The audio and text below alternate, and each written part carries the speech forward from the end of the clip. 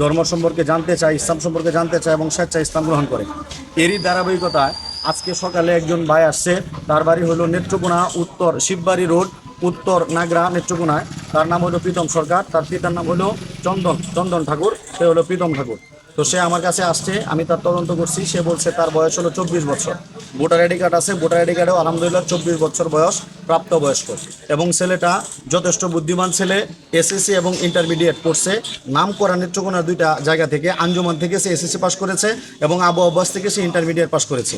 তো আমার এখানে আসার পরে স্বেচ্ছায় যেহেতু আসছে, ইসলামকে ভালোবাসে, ইসলাম গ্রহণের ব্যাপারে আমরা মুসলিম হিসেবে তাকে তো সরাইতে পারি না, আমরা তাকে ইসলাম গ্রহণ করাইছি, তাকে কালামা পড়াইছি আলহামদুলিল্লাহ।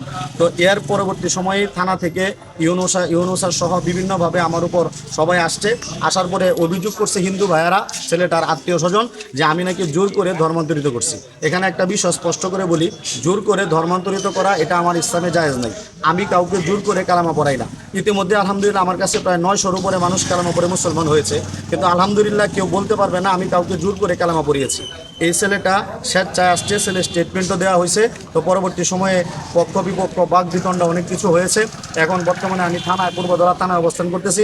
আমাদের ভিকটিম নৌ মুসলিম, যার আগে নাম ছিল প্রীতম ঠাকুর, বর্তমানে তার নাম রাখা হয়েছে ইউসুফ। তাকে থানার হেফাজতে রাখা হয়েছে। আগামীকালকে সকাল 10টার ভিতরে তাকে নেত্রকোনা কোর্টে হাজির করা হবে।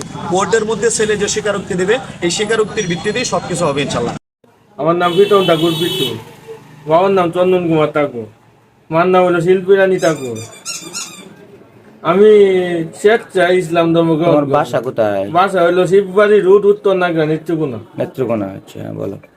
আমি স্বেচ্ছায় ইসলাম ধর্ম স্বেচ্ছায় না গ্রহণ না বল, তুমি এখানে কেন আসছো সেটা আগে বলো, কার কাছে আসছো?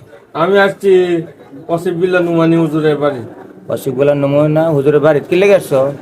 না, সেটা আমি সাক্ষাৎ করার জন্য আসছি সারাদিন। কেন? কাইতে পারছি না, আমি যাইতাম কাজী অফিসও, আমার এটা নোটারির কাজ আছে, এইগুলো কাজী অফিসও সে রিং করে কইতে থাকো বিটমের কাজ আজকে বন্ধ। আচ্ছা, যদি কাজী হুজুর গেছিলে এটা কি নুমানি হুজুর বলে দিছিল? না, উনি আর কোনো কিছু তোমাকে বলছে?